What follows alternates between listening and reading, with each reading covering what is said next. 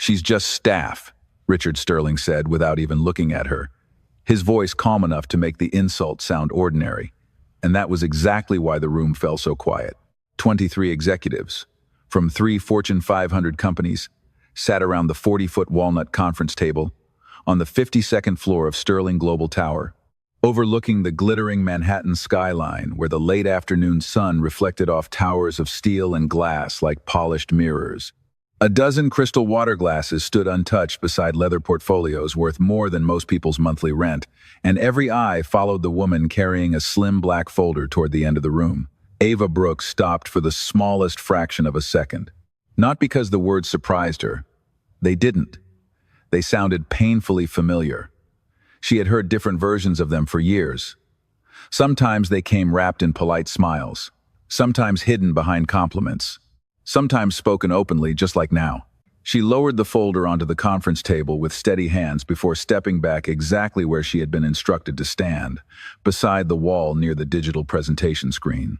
Her charcoal gray uniform identified her as executive support staff, and to nearly everyone in that room, that was all they believed she was. Richard adjusted the cuff of his tailored navy suit before glancing toward the delegation seated across from him. "Now," he continued with effortless confidence, "let's get back to the billion-dollar conversation." Soft laughter drifted across the room, not cruel, not loud, just enough to confirm where everyone believed the lines of importance had been drawn. Ava simply folded her hands in front of her. Her expression remained composed, almost peaceful, though deep inside she could already feel the familiar weight settling across her chest like cold winter air. She refused to let it reach her face. Across the table sat Eleanor Hayes, the CEO of Hayes Capital Partners, one of the most respected investment firms in the country. Unlike everyone else, Eleanor never joined the laughter. Instead, her sharp blue eyes briefly settled on Ava before returning to the documents in front of her. It lasted barely 2 seconds, too short for anyone else to notice. Outside, a helicopter drifted slowly across the skyline, while sunlight painted long golden lines across the polished conference table. Inside, another sound quietly entered the room. Tick, tick, tick. The digital clock mounted beside the presentation screen displayed 4:31 p.m. 29 minutes remained before the exclusivity agreement expired. If the deal was not signed by 5 o'clock, months of negotiations would disappear, along with billions of dollars in projected value. Everyone understood the deadline. Nobody mentioned it. Richard leaned back comfortably. Pressure energized him. Winning always had. "Section 12, he said, sliding a document toward his legal counsel. "Once we settle the final language, we're finished." The company's chief attorney adjusted his glasses and scanned several pages before exchanging an uncertain glance with the outside legal team. The movement was subtle, almost invisible, but Eleanor noticed immediately. So did Ava. A young financial analyst quietly whispered something to the CFO. Another attorney flipped backward through the binder. A third opened his laptop with slightly more urgency than before. The temperature inside the room suddenly felt colder despite the afternoon sun pouring through the floor-to-ceiling windows. Richard noticed none of it. He continued outlining future expansion plans with the confidence of a man who believed every variable had already been mastered. Ava's eyes drifted toward the projection screen displaying a simple title, Strategic Acquisition Agreement. She recognized the format instantly. Even from 15 feet away, she could tell which version of the contract they were reviewing. A nearly invisible crease appeared between her eyebrows before disappearing again. Her breathing remained slow and even.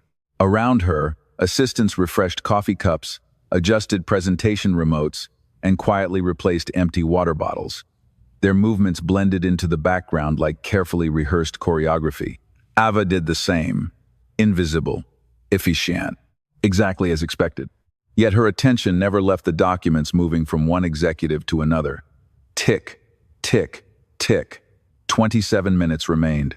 Outside, the first hints of sunset painted the Hudson River in bronze. Inside, smiles slowly faded. The chief attorney cleared his throat. "There appears to be one remaining issue," he admitted carefully. Richard's confident smile barely moved. "Then fix it." The attorney hesitated. We're trying to determine why Hayes Capital added a substitution clause that wasn't present during last week's review. Eleanor looked up slowly. We didn't add it. Silence arrived so quickly, it almost carried its own sound. Richard frowned for the first time that afternoon. That's impossible. Eleanor calmly folded her hands. Is it? No one noticed Ava's eyes return to the contract. No one noticed the almost imperceptible breath she took as the digital clock quietly continued its relentless countdown toward 5 o'clock. Ava Brooks remained perfectly still beside the presentation screen, while conversations rose and fell around the conference table like quiet waves before a storm. Years earlier, she would have instinctively stepped into the discussion the moment she recognized the problem.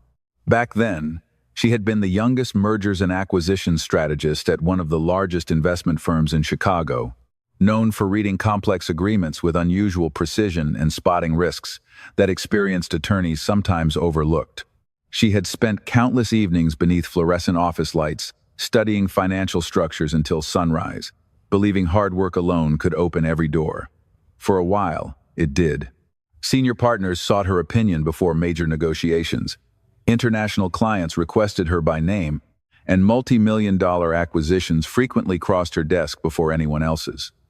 Then life had shifted without asking permission. Her mother received a diagnosis of early-onset Alzheimer's disease, and within months, the woman who had taught Ava to read contracts over the family kitchen table struggled to remember simple conversations. Hospitals replaced conference rooms. Insurance forms replaced investment proposals. Every promotion Ava had worked towards slowly lost its meaning beside the quiet responsibility of caring for the only parent who had never stopped believing in her. She resigned without making speeches or asking for sympathy. Colleagues promised to stay in touch, but as months turned into years, phone calls became holiday messages, then silence. Medical bills multiplied faster than savings could disappear. Eventually, degrees, awards, and recommendations mattered less than finding steady work with reliable health insurance. Sterling Global had hired her as executive support 18 months earlier. Human Resources glanced at the gap on her resume, noticed she accepted a position beneath her qualifications, and assumed there was little else to ask. Ava never corrected them. She arrived before sunrise every weekday, organized boardrooms, prepared briefing packets, checked presentation systems, and quietly learned the habits of everyone on the executive floor. She memorized who preferred black coffee, who requested sparkling water, who liked printed financial summaries instead of tablets, and which meetings routinely ran longer than scheduled. She performed every task with quiet excellence, because excellence had become a habit rather than a title. Few people noticed. Those who did simply called her dependable. Richard Sterling barely knew her name. To him, she blended into polished floors, glass walls, and carefully arranged conference tables, like another invisible part of the building itself. That never offended Ava as much as people imagined it might. She had learned that recognition could disappear overnight while character remained entirely her own. Across the room, another attorney leaned closer to the contract, tracing a paragraph with his finger before shaking his head almost imperceptibly. Eleanor Hayes watched without interrupting. Her calm expression revealed nothing, yet there was an unmistakable alertness behind her eyes, the kind developed by leaders who understood that billion-dollar decisions often changed because of details hidden inside ordinary moments. Tick, tick, tick. The clock now displayed 24 minutes remaining. The air conditioning released a soft current of cool air that carried the faint scent of cedar from the walnut table mixed with freshly brewed coffee. Outside the windows, clouds drifted slowly over the Hudson River, dimming the sunlight for only a moment before brightness returned again. Ava looked down as another copy of the agreement was placed beside the refreshment station, awaiting distribution. The page had shifted slightly, exposing part of the disputed section. She did not need to read every word. The formatting alone stirred a memory. 3 years earlier, she had reviewed a remarkably similar acquisition structure involving layered ownership rights and substitution language designed to protect minority investors. One sentence had almost collapsed the entire transaction before she proposed a different framework that satisfied every party. She remembered the discussion vividly because her mentor had smiled afterward and told her, The most dangerous clause is usually the one everyone believes they already understand. Those words echoed quietly in her thoughts now. She kept her breathing steady and resisted every instinct urging her to step forward. This was no longer her table. These were no longer her decisions. She was expected to remain silent unless someone requested another pot of coffee or additional copies of the presentation. Yet as another uneasy glance passed between the attorneys and the countdown continued its steady march toward 5 o'clock, Ava could not ignore the growing certainty settling deep inside her mind that the room was searching for an answer while asking entirely the wrong question. Richard Sterling slowly rose from his chair, smoothing the front of his tailored suit as though confidence itself could erase uncertainty. The movement immediately captured every eye in the room. Throughout his 30-year career, people had learned that whenever Richard stood during a negotiation, someone else usually sat back down with fewer demands than they had entered with. He had built Sterling Global through relentless discipline, bold acquisitions, and an almost supernatural belief that every obstacle could be overcome by experience and authority. Business magazines praised his instincts. Financial networks called him a visionary. Young entrepreneurs quoted his interviews as though they were textbooks. Success had rewarded him so consistently that it had quietly convinced him he was almost never wrong.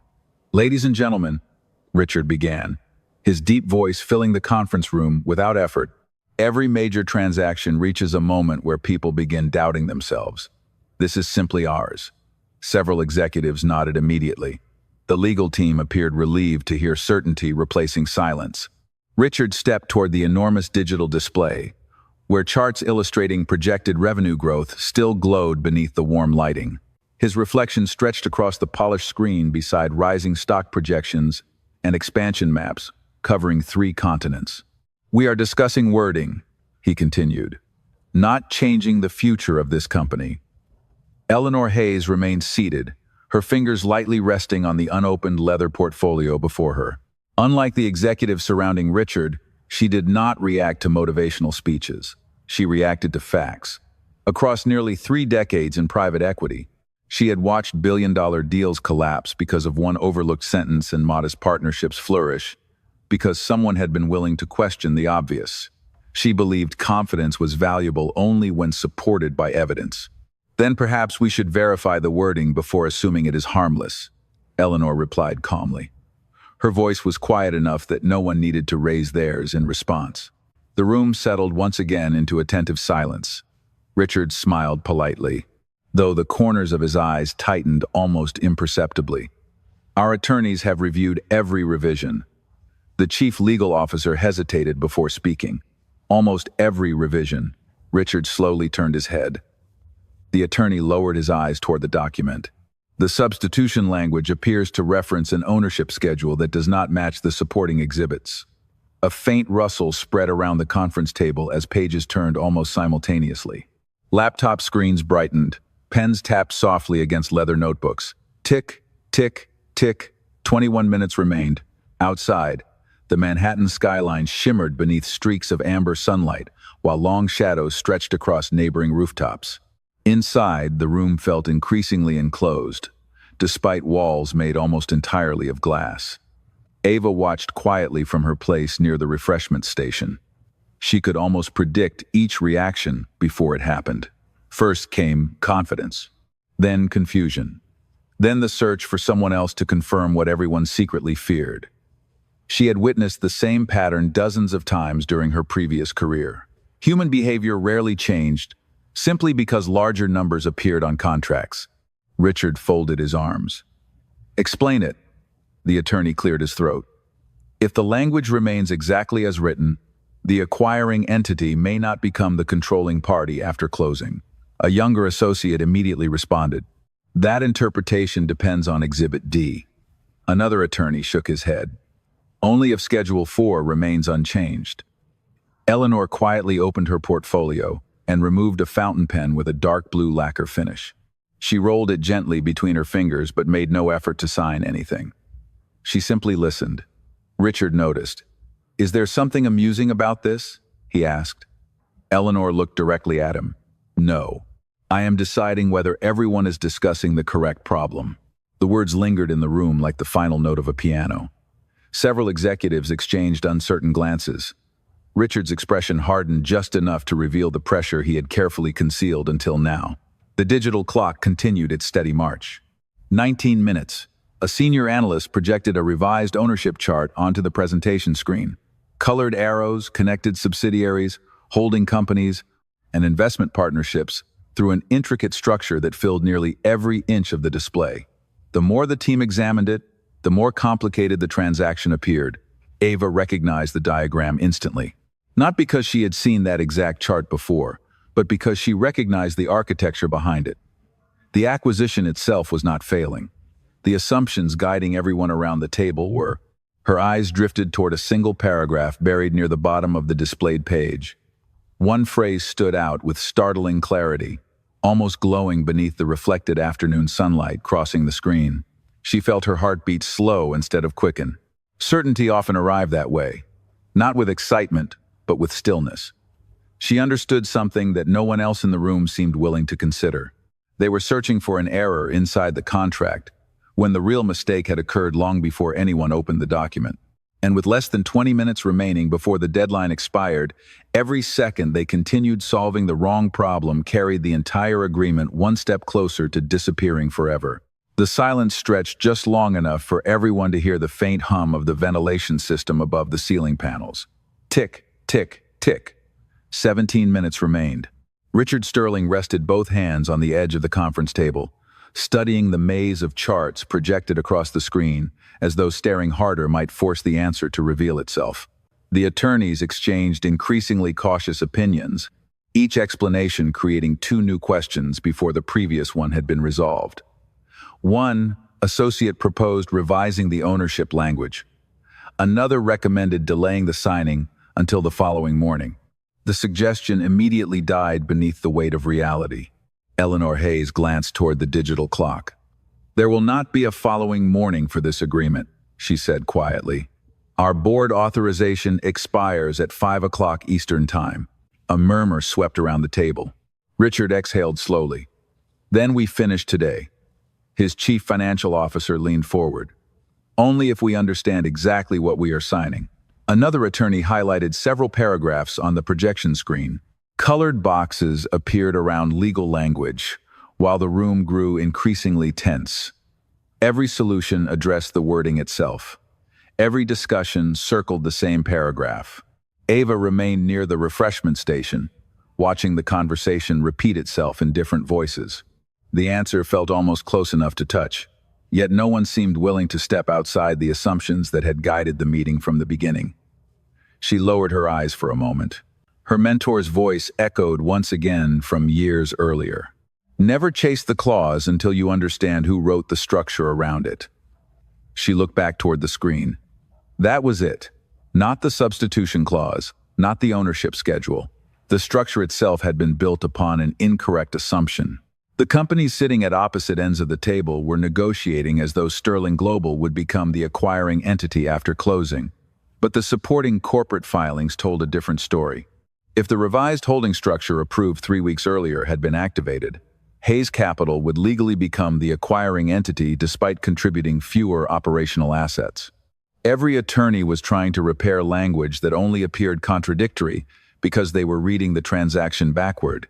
Ava felt her heartbeat become remarkably calm. She knew she should remain silent. She also knew that every minute spent discussing the wrong issue brought the agreement closer to collapse. 16 minutes. Richard rubbed the bridge of his nose before addressing his legal team once more. "Someone give me an answer." No one spoke. Laptop keyboards stopped clicking. Even the analysts avoided looking directly at one another. The room had reached that dangerous point where highly accomplished people feared saying the wrong thing more than they wanted to discover the right one. Ava drew one slow breath. "Excuse me." The single phrase was soft, almost swallowed by the silence, yet every conversation stopped instantly. Richard turned first. His expression revealed more surprise than irritation. For a brief moment, nobody remembered she was still standing there. Ava kept her hands folded calmly before her. "I believe everyone is reviewing the contract from the wrong direction." Several executives blinked in confusion. One attorney frowned immediately. Richard's eyes narrowed. "This discussion does not involve executive support staff." Ava nodded respectfully. I understand, sir. Her voice never rose. But the substitution clause is only creating confusion because the acquiring entity changed before the contract reached this room. Richard stared at her for several seconds. Then he gave a short, disbelieving laugh. You believe you understand a transaction our legal department has negotiated for 6 months? Ava did not react to the question itself. No, sir. I believe the ownership sequence changed after the revised holding company registration was approved. The attorneys exchanged puzzled looks. One of the younger associates instinctively reopened the corporate filing database. Eleanor Hayes remained perfectly still, her attention fixed entirely on Ava now. Richard straightened. That will be enough. Ava inclined her head slightly. Yes, sir. She made no attempt to argue. She simply returned her hands to their original position beside the wall. Yet before the silence could settle again, the young associate suddenly stopped typing. His eyes widened as he stared at the screen in front of him. Wait, he whispered almost to himself. The registration date. He clicked through another document. That cannot be right. The room shifted all at once. Chairs rolled closer to the table. Another attorney leaned over his shoulder. Eleanor slowly stood for the first time that afternoon, her calm expression unchanged, while sunlight spilled across the polished walnut surface between her and Ava. The countdown continued without mercy, but for the first time since uncertainty had entered the room, the conversation had finally begun moving toward the truth. The young associate stared at his monitor without blinking, his fingers frozen above the keyboard as though he no longer trusted what he was seeing. The silence that followed carried far more weight than any argument raised during the past 40 minutes. Tick, tick, tick. 14 minutes remained. Pull the registration history, Eleanor Hayes said, her voice steady enough to cut through the growing uncertainty without raising its volume. Another associate immediately mirrored the search on the large presentation screen. Rows of filing dates, amendment records, and corporate approvals appeared one after another beneath the company structure. Richard Sterling stepped closer, his polished shoes echoing softly against the hardwood floor. His confidence had not disappeared, but it had become noticeably quieter. There has to be a mistake, he said. There is, Ava answered calmly before she could stop herself. Every head turned toward her once again. Richard's expression hardened immediately. I thought I made myself clear. Ava lowered her eyes respectfully.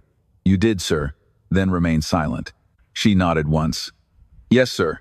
The room returned to the glowing screen where legal filings continued appearing in chronological order. The chief attorney adjusted his glasses and frowned. The ownership registration changed 18 days ago. Another lawyer leaned forward. That filing never made it into our final review package. Richard folded his arms. Then update the package. The attorney slowly shook his head. It is not that simple. Eleanor remained standing, watching the documents with remarkable patience. Why not? She asked. The attorney swallowed carefully. Because if the filing became effective before today's signing, then the transaction no longer transfers controlling ownership the way we modeled it. Richard looked from one attorney to another. Explain it in plain English. A financial analyst answered first. We have been negotiating as though Sterling Global would purchase Hayes Capital's operating division. He hesitated before continuing. Legally, that is no longer the sequence. Another attorney quietly finished the sentence. Hayes Capital becomes the acquiring entity once the amended holding structure activates.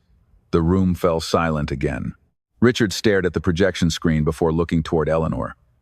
Your team knew this? Eleanor answered without hesitation. My legal department submitted the amended registration exactly as required by federal filing deadlines. Then why was this not discussed? Richard demanded. Eleanor's blue eyes remained calm. Because your legal department confirmed receipt 3 weeks ago. Several executives immediately turned toward Sterling Global's attorneys. No one spoke. Tick, tick, tick. 12 minutes remained. The soft glow of the setting sun stretched farther across the conference table, reflecting warmly against crystal glasses that no one had touched for nearly an hour. Ava remained motionless beside the wall, resisting every instinct to speak again. She knew exactly what everyone was missing. The registration itself was not the true problem. The filing only exposed a misunderstanding that had started before today's meeting. Richard suddenly looked toward her again. Did someone tell you this? The question hung heavily in the room. Ava met his eyes without hesitation. No, sir. Then how would you possibly know? Because I recognized the transaction structure. A brief, almost disbelieving smile crossed Richard's face. From organizing conference rooms? Nobody laughed this time. Ava answered quietly. No, sir. Richard took another step toward her. You are asking me to believe that someone whose job is preparing coffee somehow understands corporate acquisitions better than my attorneys. Ava did not respond immediately. She simply clasped her hands together a little tighter. I am only asking everyone to verify the assumptions before changing the contract. Richard let out a slow breath through his nose. Security does not need to remove anyone today, he said, speaking more to the room than to her. But this meeting will proceed through the proper chain of responsibility. Ava inclined her head once more. Of course, sir.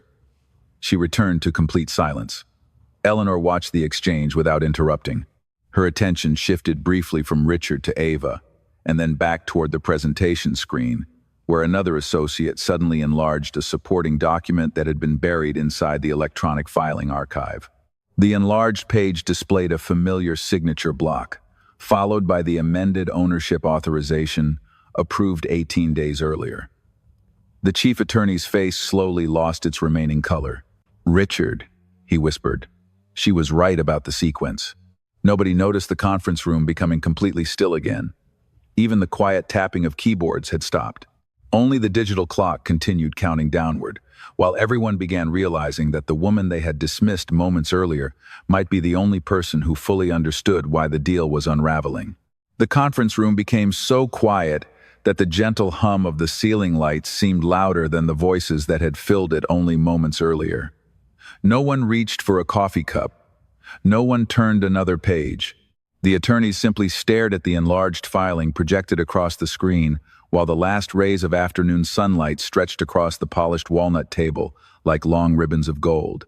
Tick, tick, tick. 10 minutes remained. Richard Sterling slowly looked away from the projection and toward the skyline beyond the glass walls.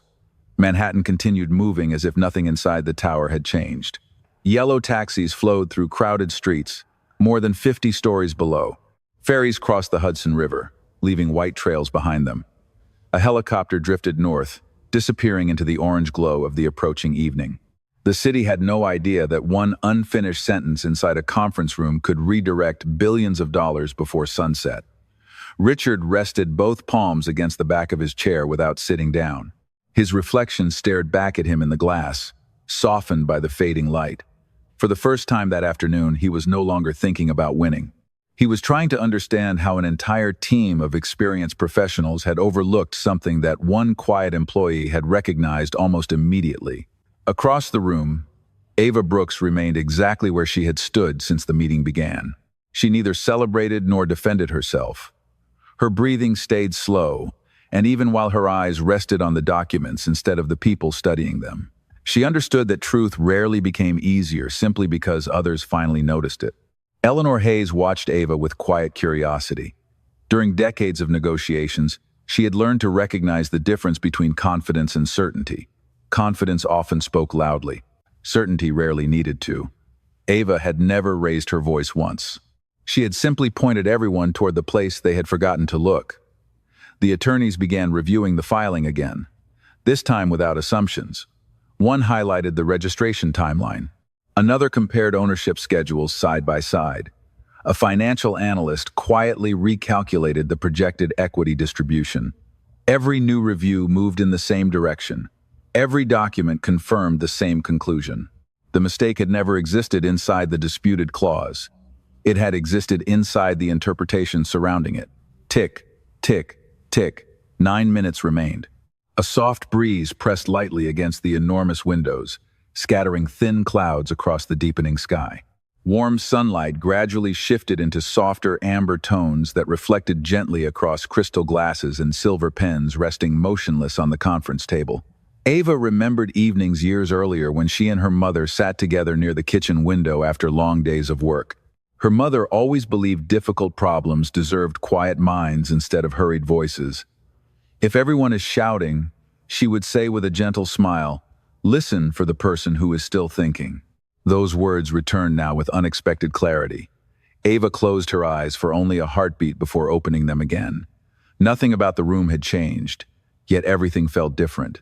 Richard finally broke the silence, though his voice carried none of its earlier certainty. "How much time do we need?" The chief attorney answered carefully. "If we rebuild the ownership schedule from the correct structure, perhaps 7 minutes." Another lawyer nodded. "Provided we stop rewriting clauses that were never actually wrong." Eleanor glanced toward the digital clock before returning her attention to the legal team, then stopped searching for new problems. No one argued. Fingers began moving across keyboards with quiet purpose. Pages turned steadily rather than frantically. Analysts exchanged numbers in calm voices. The atmosphere no longer felt panicked. It felt focused. Ava remained invisible to most of the room. Yet the rhythm of the meeting had quietly begun following the direction she had offered. Richard looked toward her once more, but this time there was no impatience in his expression, only questions he had not yet found the words to ask. Ava noticed the glance but offered nothing except the same calm composure she had carried into the room. Outside, the final edge of the sun slipped lower behind the skyline, filling the conference room with a warm golden light that softened every sharp corner and every polished surface. The countdown continued without mercy, but the silence no longer felt like defeat. It felt like the still moment before understanding finally reached everyone at the table. Tick, tick, tick. 7 minutes remained. The quiet rhythm of keyboards gradually slowed until only one laptop continued clicking. The senior associate leaned closer to his screen, comparing the reconstructed ownership model against the amended corporate filings one final time. He swallowed, looked toward the chief attorney, and then slowly turned his computer so everyone around the table could see the results. No one spoke. The revised structure displayed a completely different picture from the one Sterling Global had relied upon all afternoon. The acquiring entity had indeed shifted exactly as Ava Brooks had described. The disputed clause no longer looked dangerous because it had never been the source of the confusion. It simply reflected a corporate structure that only one person in the room had correctly interpreted from the beginning. The chief attorney removed his glasses and rubbed the bridge of his nose before speaking in a voice barely above a whisper. "The ownership sequence is correct. We built our entire review around the outdated holding structure." Richard Sterling stared at the screen without moving. His shoulders remained square, but something inside his expression quietly changed. The certainty that had carried him through decades of negotiations gave way to something far rarer. Humility arrived without announcing itself. Eleanor Hayes closed the leather portfolio that had remained open before her throughout the meeting. The soft sound echoed gently across the polished conference table. She looked directly at Ava for several long seconds before turning toward Richard. "There is something you should know before we proceed." Richard shifted his attention toward her. "Go ahead." Eleanor stood with calm confidence, her reflection stretching across the glass wall behind her as the last warm light of the evening settled over Manhattan. 6 months ago, before our board approved this acquisition, my executive committee established one non-negotiable condition. Several executives looked up with visible confusion. Richard frowned slightly. "What condition?" Eleanor reached into her portfolio and removed a slim, cream-colored envelope sealed with the Hayes Capital insignia. She slid it across the table until it stopped directly in front of Richard. "Open it." Richard carefully unfolded the single sheet inside. His eyes moved across the first paragraph before stopping completely. He read the page again, this time more slowly. The room remained perfectly still. Finally, he looked up. "This cannot be right," Eleanor answered with complete composure. "It is exactly right." Richard lowered the page onto the table. "Your board specifically requested Ava Brooks to participate in the final authorization?" "Not participate," Eleanor corrected gently. "Approve." Quiet confusion spread through the room. One vice president blinked twice as though he had misheard the sentence. The chief financial officer leaned forward in disbelief. Richard looked from the letter toward Ava and then back again. "I do not understand." Eleanor smiled for the first time that afternoon, not triumphantly but with genuine respect. 5 years ago, before she stepped away from finance to care for her mother, Ava developed the acquisition framework our firm still teaches to every new mergers and acquisition strategist. The layered ownership model we are using today originated from one of her published internal white papers. Richard slowly turned toward Ava. She did not lower her eyes. She simply met his gaze with the same quiet composure she had carried throughout the entire meeting. Eleanor continued, "When my board recognized her name on the preliminary staffing report for today's meeting, we amended our internal authorization. We agreed we would complete this transaction only if the original architect of the structure confirmed that both companies truly understood what they were signing." The room fell silent once more. Every executive who had overlooked Ava only an hour earlier now looked at her with unmistakable astonishment. Richard glanced again at the letter resting in his hands.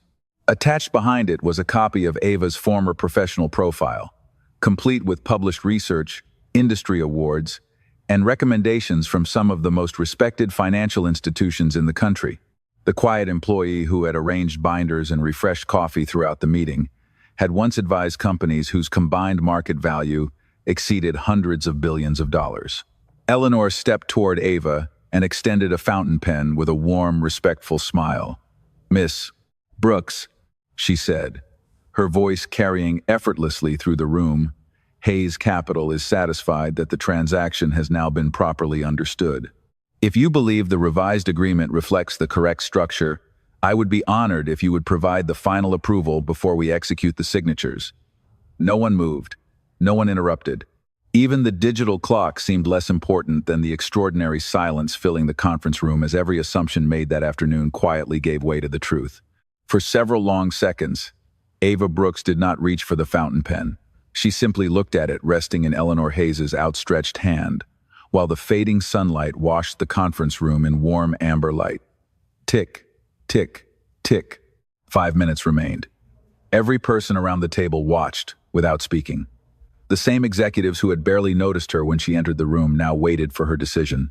Ava slowly stepped away from the wall where she had quietly stood throughout the meeting. Her footsteps were almost soundless against the hardwood floor, yet each one seemed to echo through the silence that filled the room. She stopped beside the conference table and looked first at the revised agreement, then at the ownership charts glowing on the presentation screen. She read each page carefully, not because she doubted herself, but because she respected the responsibility that came with placing her name on a document capable of shaping thousands of careers and countless families whose livelihoods depended on both companies succeeding together. Richard Sterling watched her with an expression unlike any he had worn before. The confidence that had once defined him had given way to thoughtful reflection. As Ava quietly reviewed the final pages, he remembered every moment from earlier that afternoon. He remembered dismissing her before she had spoken. He remembered reducing her years of experience to the uniform she happened to be wearing. He remembered assuming that titles revealed ability. Standing only a few feet away from her now, those assumptions felt strangely small. Ava finished reading the agreement and gently closed the folder. She looked toward Eleanor first. "The ownership structure now reflects the amended registration," she said calmly. "The substitution clause also functions exactly as intended because the controlling entity has been correctly identified." Eleanor nodded once with quiet satisfaction. "Then we are aligned." Ava offered a small smile. "Yes, we are." Eleanor placed the fountain pen into Ava's hand. The polished blue lacquer reflected the last golden light spilling through the windows. Ava held it for a brief moment before opening the signature page. Her handwriting remained steady and elegant as she signed the authorization line that had remained blank all afternoon. The sound of ink moving across paper seemed almost ceremonial inside the silent room. Once she finished, she carefully returned the pen to Eleanor instead of keeping it. Eleanor accepted it with genuine appreciation before signing her own name immediately beneath Ava's. Richard remained motionless for another heartbeat before quietly taking his seat and reviewing the completed agreement one final time. Without another objection, he signed beside Eleanor's signature. The final page was passed around the table, each executive adding the necessary approvals until the transaction that had nearly disappeared only minutes earlier officially became reality. The digital clock reached 4:58. 2 minutes remained. Yet the agreement had been completed in time. A quiet breath of relief passed through the room. Laptop screens slowly closed. Attorneys leaned back in their chairs for the first time in nearly an hour. The tension that had gripped the conference room gradually dissolved into thoughtful silence rather than celebration. Richard carefully closed his folder before standing once more.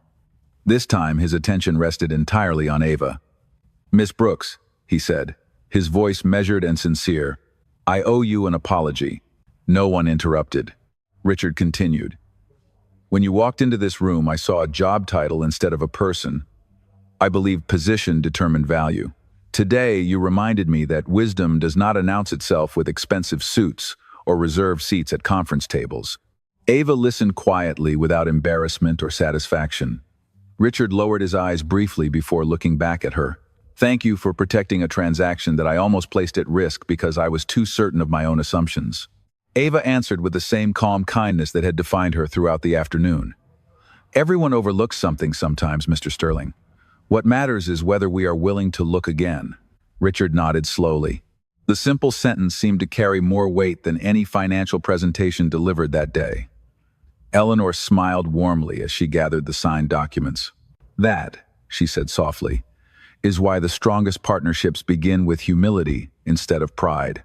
Ava glanced once toward the skyline, where the sun had almost disappeared behind the buildings.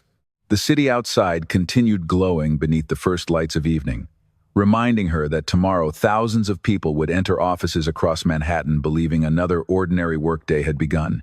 Very few would ever know that one quiet conversation, one careful observation, and one simple act of respect had changed the future of two companies before the day came to an end. The conference room slowly emptied as evening settled across Manhattan, leaving behind only the quiet sounds of folders closing, chairs sliding gently across hardwood floors, and distant city traffic rising through 52 stories of glass and steel. The excitement that usually followed a successful billion-dollar agreement never truly arrived. Instead, an unusual calm settled over everyone who had witnessed the final minutes of the negotiation. They understood they had seen something far more valuable than a business victory. They had watched assumptions give way to truth. One by one, executives shook hands before making their way toward the elevators, speaking in softer voices than when they had entered earlier that afternoon. Several members of Sterling Global's legal department paused beside Ava Brooks before leaving. None of them tried to excuse what had happened.